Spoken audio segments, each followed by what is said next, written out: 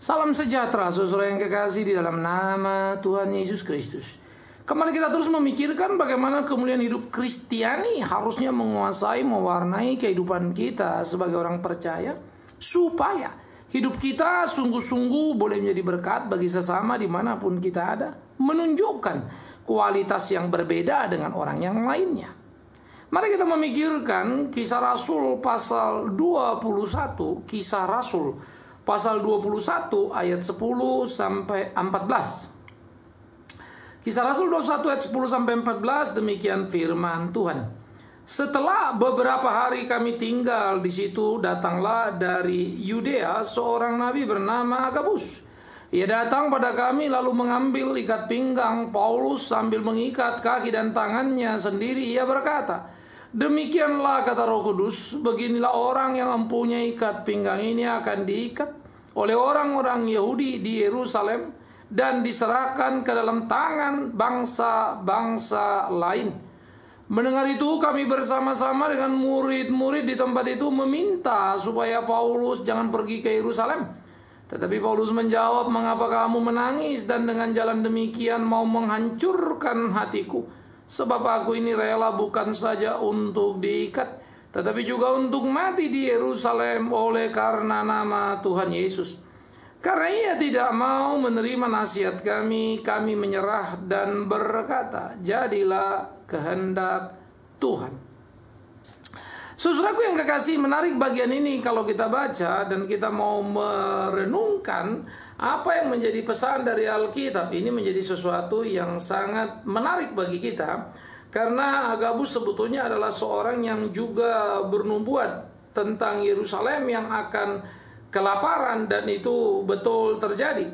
Jadi nubuat Agabus adalah nubuat yang betul, dan Agabus bukan pembohong. Ya, itu di dalam di dalam Kisah Rasul pasal 11 bisa kita lihat. Nah, tetapi kita mau belajar sekarang apa? Bagaimana Agabus bernubuat dan benar, tetapi bagaimana sikap Rasul? Wah, perhatikan. Ini nabi yang bernubuat, bagaimana Rasul dengan sikap yang tegas menunjukkan kualitas, sehingga ada pergeseran pemahaman yang menjadi menarik antara nubuat dan kemudian fakta Injil atau panggilan. Apa yang menarik, saudara, tadi ingat Agabus bukan nabi-nabian. Dia betul-betul menjadi nabi yang ada dari PL tersisa sampai ke PB. Tetapi dia tidak menjabat apapun, kecuali kemudian dia diberi karunia untuk menyampaikan sesuatu. Tetapi apa yang disampaikan oleh Agabus tentang Yerusalem akan kelaparan betul terjadi. Tetapi ya tetap saja Israel kelaparan, tetap saja umat harus mensupport Yerusalem, ya, yang kelaparan pada waktu itu. Nah, sekarang Agabus kembali bernubuat tentang Paulus, lalu Paulus memberikan sikap terhadap nubuat Agabus yang benar. Awas ya, yang benar. Nah, ini mengajarkan kepada kita sebetulnya sebagai orang Kristen bagaimana harusnya menyikapi nubuat, sehingga kehidupan orang Kristen itu harusnya melebihi nubuatan masa kini. Ini judul yang saya angkat, melebihi nubuatan masa kini. Kenapa? Agabus datang lalu dikatakannya pertama begini. Diambilnya ikat pinggang Paulus lalu diikatnya kaki dan tangannya sendiri dan berkata, "Demikianlah kata Roh Kudus." Perhatikan kalimat ini. Demikian kata Roh Kudus, beginilah orang yang mempunyai ikat pinggang ini akan diikat oleh orang-orang Yahudi di Yerusalem dan diserahkan ke dalam tangan bangsa-bangsa lain. Saudaraku, sangat jelas.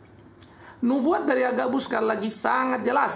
Roh Kudus yang berkata, Paulus akan ditangkap, diikat kaki dan tangannya di Yerusalem. Ya. Lalu dikatakan bagaimana dia akan dijadikan satu cemoohan, diserahkan kepada bangsa-bangsa lain. Itu maksudnya juga ke dalam tangan Roma, karena nanti Roma kemudian mengeksekusi juga keputusan terhadap Paulus karena fitnahan orang-orang Israel atau orang-orang Yahudi. Saudara, yang menarik adalah nubuatan Agabus betul dari Roh Kudus betul. Kenapa kita tahu betul? Pertama, memang Agabus pernah bernubuat tentang Yerusalem dan betul. Dia dikenal di lingkungan para murid. Yang kedua, Paulus juga tidak membantah lalu berkata Agabus salah. Tidak. Paulus mengiyakan kalimat itu. Nah, itu yang menarik. Jadi artinya apa? Betul. Nah, kalau begitu nubuatan Agabus sudah betul, apa yang harus dilakukan oleh seorang Paulus, saudaraku yang kekasih? Kalau dibilang nanti orang ini akan ditangkap Yerusalem, mestinya dia mesti menghindari Yerusalem dong. Ya, kan begitu. Toh Ini bukan pengalaman pertama. Sebelumnya kan Paulus pernah diturunkan dari dengan keranjang begitu. Tetapi dalam proses pertumbuhan iman percaya, saudara-saudara, menjadi menarik. Ada satu perkembangan yang terlihat dengan jelas, yang terekam dengan jelas bagi kita, yaitu bagaimana sikap Paulus terhadap nubuatan yang disampaikan oleh Agabus, nubuat yang benar bahwa dia akan ditangkap di Yerusalem. Nah, itu yang disampaikan oleh Agabus itu yang pertama. Tetapi bagaimana Paulus bersikap terhadap nubuatan, nah ini kita melihat. Jadi Paulus sadar betul kebenaran akan nubuatan dari Agabus. Dan Paulus menunjukkan sikap yang luar biasa. Kenapa? Ia mengatakan dia akan tetap pergi. Saudara-saudara yang kekasih, murid-murid pada waktu itu sudah mendengar apa yang dikatakan oleh Agabus. Maka murid-murid sudah meminta supaya Paulus jangan pergi ke Yerusalem. Ya. Tetapi Paulus menjawab, mengapa kamu menangis dan dengan demikian kamu menghancurkan hatiku? Waduh. Murid-murid tentu saja mengalami kesedihan yang mendalam, tahu apa yang akan dialami oleh Paulus kalau ke Yerusalem. Jadi mereka melarang, jangan pergi ke Yerusalem. Mereka menangis. Karena bagaimanapun cerita tentang Yesus yang ditangkap di Yerusalem, disalibkan, pasti menjadi warisan cerita penting dalam kehidupan orang Kristen mula-mula. Bahwa pengikut Kristus itu memang mempunyai satu konsekuensi yang besar, konsekuensi yang serius. Dia memahami satu kengerian yang akan bisa terjadi di dalam kehidupannya. Nah, oleh karena itu, saudara yang kekasih di dalam nama Tuhan Yesus Kristus, apa yang dilakukan oleh Paulus ketika dia berkata dia akan kembali ke Yerusalem, itu menjadi suatu hal yang serius sekali. Mengapa kamu mau kembali? Padahal kan sudah jelas mau ditangkap. Dan Paulus pun tidak bantah dan bilang itu bohong. Tidak. Tetapi jangan kalian menangis karena kalian menghancurkan hatiku, kata Paulus. Kenapa, saudara? Kenapa menghancurkan hati Paulus? Yang menarik jawaban Paulus adalah apa? Ya, karena aku ini rela bukan saja untuk apa? Ya, untuk diikat, tetapi juga untuk apa? Mati di Yerusalem oleh karena nama Tuhan Yesus. Jadi Paulus tahu nubuatan itu betul, tahu, tetapi juga dia tahu untuk apa dia dipanggil. Ini menarik, saudara. Sehingga waktu pertama kali dia menjadi orang percaya, memang dia perlu diselamatkan. Tetapi ketika dia sudah menjadi seorang rasul dalam bilangan Kristus, dia temukan panggilan yang clear itu, dia tahu apa yang dikerjakannya. Maka dia berkata, untuk itu aku dipanggil. Maka apa yang menjadi pembelajaran bagi kita adalah jemaat menangis semua karena Paulus pasti akan ditangkap dan mereka percaya nubuat Agabus betul. Paulus juga menganggap nubuat Agabus betul, itu sebab dia juga tidak membantah. Tetapi dia berkata dia tetap harus pergi. Apakah Paulus keras kepala? Siapa yang berani ngomong begitu? Jelas tidak. Tetapi apa yang dikatakan Paulus adalah menunjukkan kepada kita keotentikan sebuah peristiwa. Memang untuk itulah aku dipanggil. Artinya pemberitahuan oleh Agabus bukan pemberitahuan untuk mengubah. Pemberitahuan oleh Agabus bukan pemberitahuan untuk menghindar. Pemberitahuan atau nubuat oleh Agabus, di mana Roh Kudus memakai dia, bukan untuk ketenangan, kenyamanan, keenakan seorang Paulus, tetapi justru menunjukkan keunggulan keimanan orang Kristen. Tahu apa yang terjadi, tahu, tetapi tidak takut. Dan memang harus tahu. Bukankah Yesus memanggil kita, berkata, datanglah ikutlah aku, sangkal dirimu, pikul salibmu, ikut aku. Jadi kan udah tahu kan? Tahu. Bukankah Alkitab juga berkata di dalam kitab Injil Matius, bukan? Aku mengutus kamu seperti domba ke tengah serigala, dalam Matius 10 itu. Iya. Nah, jadi kalau sudah tahu, kenapa lari? Kenapa takut? Nah, Paulus tidak. Dia tidak lari, dia tidak takut, dia berani, dia maju. Memang untuk itu aku dipanggil. Jadi tidak persoalan. Agabus betul. Tapi justru itulah mau dipertontonkan kepada jemaat, bagaimana kepada umat hidup Kristen yang benar. Nah, ini yang menarik, saudaraku yang kekasih. Bagaimana sikap kita terhadap kesulitan, kepahitan, kegetiran akan masa depan? Berani. Untuk itulah aku dipanggil. Jadi jangan kalian menangis, jangan kalian dugakan hatiku. Sehingga jemaat berkata kemudian karena mereka tidak bisa menahannya, mereka menyerahkan dan berkata, jadilah kehendak Tuhan. Ini belajar juga tuh jemaat ya. Bukan kehendak mereka adalah Paulus diam di situ, tinggal di situ, tetap sehat, tidak tertangkap. Tapi mereka berkata, jadilah kehendak Tuhan, karena mereka tahu pula Rasul Paulus sebagai seorang rasul tentu tidak sembarang bicara kalau dia mau pergi ke Yerusalem. Seperti yang dia katakan, aku tahu dan memang untuk itulah aku dipanggil. Saudara, yang kita bisa belajar daripada sikap yang terjadi ini adalah bagaimana nubuat Agabus betul, benar pengalamannya, ya, juga tidak adanya bantahan dari Paulus. Bahwa sikap Paulus juga betul, benar, dan hanya umat menyerah dan berkata, jadilah kehendak Tuhan.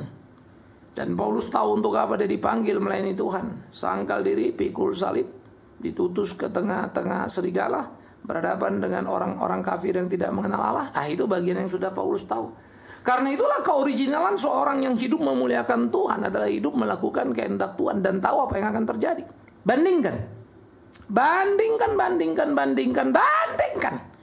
dengan gereja masa kini yang selalu justru berharap ada nubuat supaya orang bisa menghindar dari setiap peristiwa dalam hidup ini, supaya dirinya selamat, bukan supaya kehendak Tuhan terjadi. Perhatikan, bandingkan mental seperti ini. Bukankah ini mental yang jahat, saudaraku yang kekasih? Membuat kita hanya memikirkan diri kita yang enak buat kita, yang mantap buat kita, tetapi bukan lagi buat Tuhan kita. Kita memanfaatkan Tuhan sebagai Allah yang maha tahu, Allah yang maha kuasa, Allah yang luar biasa. Kita memanfaatkan dalam tanda petik Tuhan itu untuk memberitahu segala sesuatu. Jadi dia seperti hubungan jin dan jun saja, ya. Jadi jin itu kasih tahu dan selamatkan kita, tapi kita yang order dan perintah dia. Ironis. Dan itulah orang Kristen masa kini. Tapi orang Kristen berkajang dengan penglihatan, berkajang dengan berbagai nubuat, berhidup di situ. Akhirnya kita mirip dengan perdukunan. Kita tidak lagi hidup sesuai kehendak Tuhan. Padahal kita mestinya tahu apa yang Tuhan mau. Dengan baca Alkitab. Bukankah dikatakan firman Tuhan pelita bagi kaki, terang bagi jalan? Bagaimana saudara tidak tahu? Itu PL. Orang PL saja tahu bagaimana hidup mereka. Apalagi kita ini di PB. Soal kita mengerikan, membayangkan itu tidak kuat untuk menanggung itu. Berdoa supaya Tuhan kuatkan kita. Tapi tahu kan harus.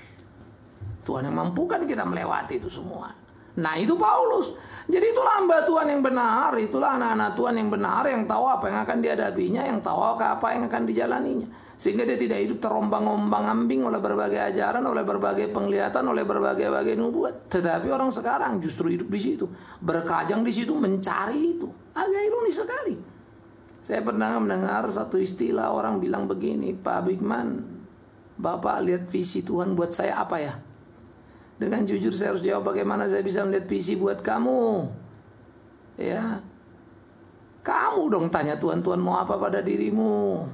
Kau harus tahu untuk apa Tuhan mau kau. Tapi secara umum tentu saya tahu hiduplah memuliakan Tuhanmu. Enggak apa maksudnya visi dalam bulan-bulan ini, minggu ini. Saya jawab, memang saya dukun.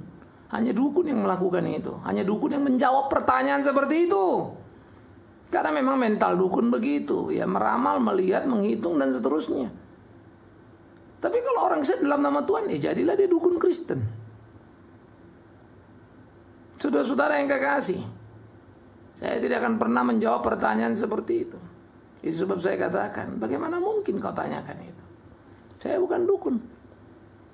Tetapi yang ku tahu hiduplah sesuai kehendak Tuhan. Cari dahulu kerajaan Allah dan kebenarannya. Kau tahu itu apa kan? Nah sudah, dia semuanya akan tambahkan padamu. Jalani hari-harimu, cita-citamu, hidupmu. Bahwa besok kau mau mati, besok dolar naik, bukan urusanmu itu. Urusanmu bermain dengan baik. Besok mau gempa bumi, apa urusanmu di situ? Apa hebatnya kalau kau tahu besok gempa bumi di sana, besok gempa bumi di sini? Kalau gara-gara itu baru kau percaya Tuhan, nah, jahat sekali kau. Mestinya Injil membuat kau sudah percaya pada Tuhan itu dengan penuh, dengan sungguh. Apakah Injil itu kurang sampai kau perlu nubuat ini, nubuat itu? Pikirkan itu baik-baik. Karena itu anak-anak Tuhan. Kalau memang kita anak Tuhan, ya kecuali kita anak setan, bukan? Mari kita kembali kepada firman itu. Kalau betul kita cinta Tuhan, menaklukkan diri pada Tuhan, jangan kau takut, ikuti perintah Tuhan itu. Jalani. Jadi jangan bikin lagi rekayasa, model-model lain lagi hanya untuk menyelamatkan kehidupan, menyenangkan kuping kita ini. Dan saya pikir tiap orang memberitakan Injil, beritakanlah Injil itu. Jangan tambah, jangan kurangi lagi. Jangan campur aduk dengan sistem perdukunan yang memberi penghiburan kosong kepada umat. Lalu ada yang bilang, oh Pak dia ngomong gini ternyata tepat. Aku jadi bingung lagi. Jadi kau pikir Alkitab itu tidak tepat membimbing hidupmu apa? Sampai nubuat itu baru tepat? Oh kan kita bisa nggak tahu sesuatu. Nah, itulah bikin aku bingung lagi. Jadi apa gunanya Alkitab itu pada kita kalau dengan membaca Alkitab kita tidak tahu apa kehendak Tuhan dalam hidup kita? Oh kan Alkitab nggak bicara apa besok misalnya kita harus pergi apa nggak pergi. Dah, makin bingung lagi saya. Seluruh petunjuk sudah diberi Alkitab. Jalankan apa yang harus kau jalankan. Hidup kau disertai Tuhan, mati pun kau disertai Tuhan. Lalu apa yang kau pikirkan?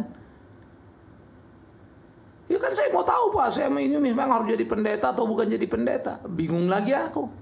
Masa Tuhan tidak kasih tahu kau kalau dia mau pakai kau jadi apa? Tetapi kalau kau tidak bergaul dengan Alkitab dan kau berkajang dengan penglihatan, ya begitulah jadinya. Akhirnya Alkitab tidak ada arti lagi, seakan-akan dalam hidupmu nggak ada meaning lagi. Tapi atas nama Alkitab lah kau bilang ayat gini lah gitu. Alkitab itu diperkosa, diambil ayat jadi pendukung terhadap nubuat-nubuat yang muncul. Miris, ironis, mengerikan. Tetapi itulah kekristenan dan tidak perlu heran karena Alkitab pun sudah mengatakannya. Jadi saya juga nggak kaget. Saya juga tahu memang itu harus terjadi. Makanya Yesus bilang, memang harus ada penyesat, tetapi celaka yang menjadi penyesat. Dan akhir zaman ini akan makin banyak nabi palsu, mesias palsu. Bilang ini dan itu dan seterusnya, mereka membuat banyak mujizat. Benar pula mujizat itu. Nah, hebat kan? Kenapa? Maklumlah namanya juga setan. Bisa dia memfotokopi kesembuhan, dia bisa memfotokopi tahu ini, tahu itu. Namanya juga setan, memang itu kerjaannya. Itu sebab para anak Tuhan, rasul-rasul tidak mengumbar keinginan-keinginan seperti itu. Mereka datang menceritakan kebenaran. Mereka berdoa dipimpin oleh tuntunan Roh Kudus yang hebat.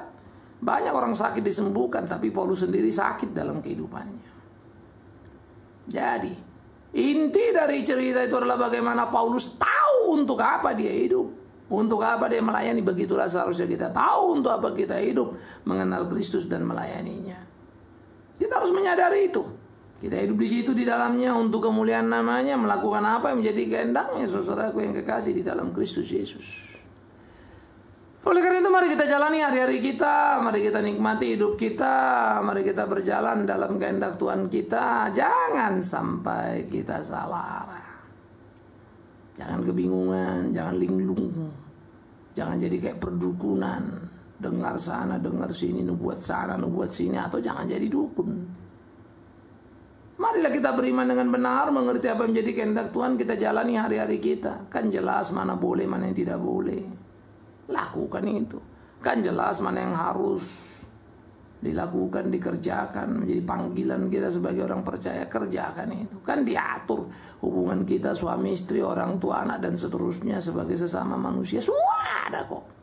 Bagaimana kau bekerja, bagaimana pola hidupmu, semua ada kok. Apalagi yang kurang? Tapi memang dasar kita karena susah kita lakukan itu, terus carilah yang aneh-aneh, carilah nubuat. Nah, itu kan maka saya suka bilang nubuat sama lubuat beda-beda tipis sudah. Hidup Kristen itu lebih dari situ. Kita ini orang yang melek, bukan orang yang buta. Ditunjukkan jalan oleh Tuhan kita, mari kita jalani. Oleh karena itulah umat Tuhan jangan berkajang pada penglihatan-penglihatan seperti itu. Jangan tertipu dengan berbagai angin palsu dalam kehidupan di dunia ini. Supaya kita tidak terjebak dan Tuhan marah kepada kita. Marilah belajar hidup seperti apa yang dikatakan Paulus. Memang untuk itulah aku dipanggil, lalu dia kembali ke Yerusalem dan betul dia ditangkap. Tetapi memang betul dia tidak pernah menyesal, dia bersaksi bahkan di penjara. Dan para umat itu, bagaimana mereka tidak mempertahankan kehendak diri, mereka menangis, mereka sedih, mereka mau Paulus dia pulang. Tetapi mereka juga harus mau tahu apa kehendak Tuhan yang Tuhan nyatakan pada diri Paulus sebagai seorang rasul. Maka mereka berkata, jadilah kehendak Tuhan. Indah banget. Saya suka hidup Alkitabiah yang hidup Kristen yang diajarkan Alkitab ya. Berserah penuh kepada Tuhan. Sekarang orang kalau berdoa ngotot apa jadi minta. Semau-maunya. Atas dasar mintalah Tuhan beri. Dia lupa di bawah. Bahwa ada orang minta, habis minta ditolak Tuhan. Dapat diberi, tapi ditolak Tuhan, gak masuk surga. Nah itu Matius 7:21-23. Bahkan bikin mujizat pun masuk ke neraka. Tetapi heran pula orang Kristen tidak pernah belajar itu. Karena memang orang Kristen menjadikan Alkitab atau firman itu yang menyenangkan dirinya, menyenangkan kupingnya. Mana yang enak sama dia, itu dia datang. Tapi kalau ada khotbah yang benar, menyakitkan, seperti mengkoreksi dia, dia pergi. Dia tidak mau di situ. Lucu sekali hidup kita ini. Tapi memang kemunafikan sudah menguasai hati dan pikiran kita, hidup kita. Dan kita hidup dalam kepalsuan yang menyedihkan. Kepalsuan yang mengerikan. Saudara-saudara yang kekasih dalam nama Tuhan Yesus Kristus, mari kita pikirkan, mari kita lakoni kehidupan keseharian kita dengan cara yang benar, yang tepat seperti kehendak Tuhan kita. Mari kita jalani hari-hari kita dan kita hidup sehingga kita lebih daripada nubuat masa kini yang selalu banyak bernubuat sana sini. Bukan itu yang kau perlukan. Firman Tuhan Alkitab itu. Mungkin saudara bilang, loh firmannya muncul dalam nubuat. Demi Tuhan yang hidup. Nubuat itu kan keluar dari mulut seorang pendeta. Alkitab bilang 1 Tesalonika pasal 5, bukan? Jangan kau padamkan roh. Betul. Tetapi ujilah segala sesuatu. Dengan apa kau uji nubuat seorang pendeta? Ya Alkitab lagi kan. Maka belajarlah Alkitab, ahlilah kau Alkitab, ngertilah kau Alkitab, supaya jangan ketipu kau sama berbagai nubuat. Tapi ini, begitu ada nubuat kau aminkan, tanpa kau cek lagi Alkitab, karena itu hamba Tuhan. Padahal hamba Tuhan pun bisa nyarupain hamba Tuhan, tapi aslinya hamba setan. Seperti yang Paulus bilang, banyak sekali orang berkajang dengan penglihatan, banyak sekali orang berbicara atas nama Tuhan. Tapi sebetulnya mereka mencari keuntungan untuk sendiri-sendiri, mengenyangkan perut mereka, gaya hidup mereka pun tak karu-karuan. Mereka sendiri kaya raya hebat, hidup melimpah. Entah apa hidup bagi mereka. Tapi yang jelas hidup bukan bagi sesama. Hidup mereka adalah untuk mereka. Sehingga saudaraku yang kekasih, di dalam bagian inilah kita belajar bagaimana kita hidup menjadi kehendak Tuhan itu. Saudara mesti berani untuk hidup benar. Jangan takut dong. Kita harus tahu apa yang kita jalani, kita harus tahu apa yang kita hadapi, kita harus tahu resiko kita menjadi seorang Kristen. Kalau nggak tahu kan aneh sekali. Saudara kan mirip seperti kalau kita mau masuk kuliah atau mau ambil asuransi atau apa sajalah. Kan ada ketentuan peraturan kan, hak dan kewajiban. Kalau mau ke kuliah ada di situ ketentuannya, ulangan angkanya mesti berapa. Kalau nggak ada dikeluarkan kan ada. Jadi masuk kuliah Anda sudah tahu aturannya, tahu resikonya dan tahu untuk apa. Bagaimana untuk mendapatkan ijazah lulus itu sudah tahu semua. Kalau sampai ikut Tuhan nggak tahu kan aneh sekali itu. Apalagi Tuhan kita, Tuhan yang maha sempurna itu omong kosong gitu. Tapi orang suka dibikin di tempat tidak tahu. Karena banyak orang-orang yang sok tahu menyebut nama Tuhan atas nama Tuhan supaya dia bisa banyak bicara. Dibodoh-bodohinlah umat dan celakanya umat itu pun mau dibodoh-bodohin pula. Ini repot lagi. Ayo bangun dan lihat peristiwa Paulus ini. Agabus nabi benar, bernubuat benar. Tetapi ternyata Paulus memberikan pelurusan yang sangat hebat. Betul itu akan ditangkap, betul itu fakta. Tetapi itu seharusnya sudah dipahami oleh tiap orang yang mengenal Allah. Itu yang hebat bukan? Artinya tidak perlu nunggu nubuat itu pun Paulus tahu itu resikonya. Tidak perlu Agabus bernubuat pun Paulus tahu semua apa yang akan terjadi. Itu Kristen yang benar, itulah yang memuliakan Tuhan. Itu sebab Paulus tetap pergi. Bukan dia menghina Agabus, bukan tidak menganggap Agabus, tidak. Tetapi kelas keimanan Paulus sudah bertumbuh. Menggapai titik yang seharusnya. Begitulah seharusnya kita berproses bertumbuh dalam hidup kita, belajar mengerti firman Tuhan itu. Dan jangan lupa Agabus menjadi nabi transisi antara proses perjanjian lama ke dalam perjanjian yang baru. Tetapi di perjanjian baru di Korintus Paulus mengingatkan nubuat itu menghibur, ya kan, menasehati dan menguatkan, membangun. Itu gunanya. Bukan mengatakan besok dolar naik atau besok gempa atau besok apa, bukan di situnya. Jadi saya pikir kita perlu hati-hati kalau memang kita mau jadi Kristen. Tetapi kalau memang saudara suka dengan itu, ya silakan. Ya, tapi kalau saudara bilang Kristen, nggak begitu kita diajarkan. Makanya, Thomas pun dikritik Tuhan Yesus bukan? Kau percaya karena melihat. Tapi berbagailah mereka percaya sekalipun tidak melihat. Semoga kita mengerti dan tidak berkajang dengan penglihatan dengan nubuat ini dan itu lagi. Selamat memasuki kehidupan yang memuliakan nama Tuhan. Dengan hidup melebihi nubuatan-nubuatan masa kini. Yaitu hidup sesuai dengan kehendak Tuhan. Hiduplah sesuai dengan pimpinannya. Yang dinyatakannya di dalam firman-Nya. Amin. Mari kita berdoa. Kami bersyukur, kami berterima kasih ya Tuhan untuk cinta kasih-Mu dalam hidup kami. Kami bersyukur, kami berterima kasih ya Tuhan untuk pimpinan-Mu dalam hari-hari kami. Pimpin tuntun kami di segenap jalan kami supaya hidup kami menyenangkan hati-Mu. Dan kami boleh hidup melakukan apa yang menjadi kehendak-Mu. Di dalamnya Tuhan ditinggikan, diagungkan selalu. Terima kasih. Kami serahkan hari-hari kami dalam tangan Tuhan. Hanya di dalam satu nama yang ajaib, Yesus Kristus Tuhan yang hidup, kami berdoa. Biarlah Tuhan sendiri memberikan pencerahan, pengertian, pemahaman akan firman-Mu. Dan buat kami bergairah untuk menggali, menemukan kebenaran dan hidup di dalamnya. Oleh kehendak-Mu. Dalam nama Yesus. Berkati kami semua, baik hamba yang berbicara. saudara yang mendengarkan dimanapun kami berada. Amin.